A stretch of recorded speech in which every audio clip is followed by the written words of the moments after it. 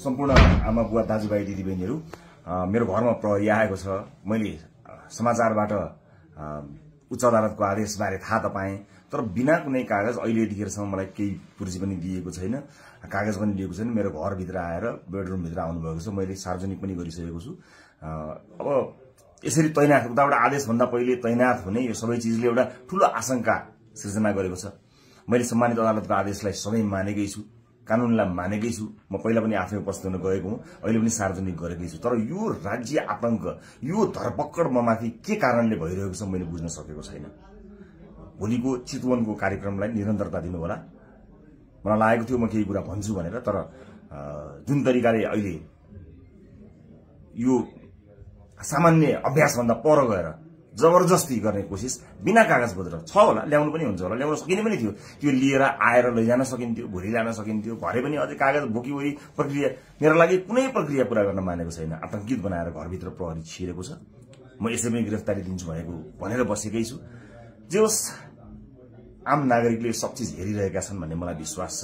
न्यायको लडाई म एक थोपा रगत रहुन्जेल लडिरहन्छु। यहाँले साथ दिनुहुनेछ भन्ने विश्वास मैले लिएको छु।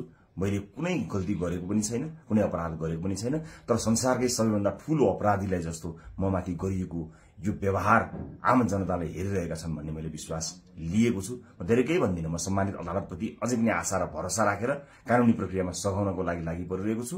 यो दुनियाँका जति पनि न्यायालयका ढोकाहरू छन् ती सबै ढोका ढकढक्याउँछु आफ्नो न्यायको लागि।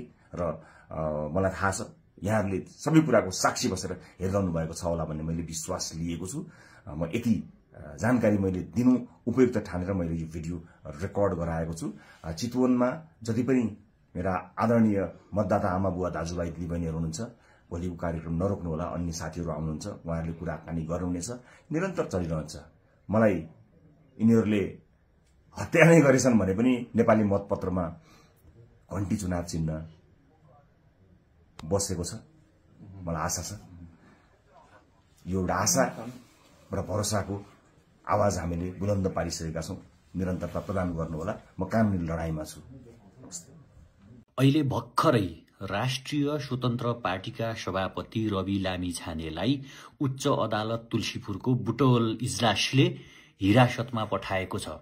सुप्रिम सहकारी ठगी प्रकरणमा जिल्ला अदालत रूपन्देहीले 1 करोड धरौटीमा रवि लामिछानेलाई हिरासतभन्दा बाहिर बसेर मुद्दा लड्नु भन्ने आदेश दिएको थियो। तर उच्च अदालत तुलसीपुरको बुटवल इजलासमा न्यायाधीश द्वय रमेश ढकाल र स्वीकृति पराजुलीको संयुक्त इजलासले रवि लामिछानेलाई फेरि थुनामा पठाऊ भन्ने आदेश दिएको छ।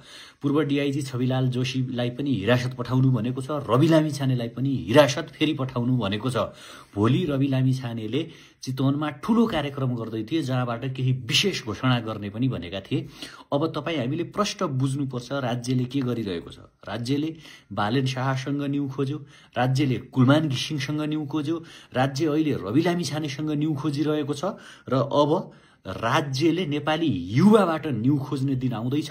नेपाली युवाहरू सहेर बस्ने कि प्रतिरोध गर्ने, राज्य विरुद्धमा आवाज उठाउने अब तपाईँ हाम्रो जिम्मामा आइलागेको छ।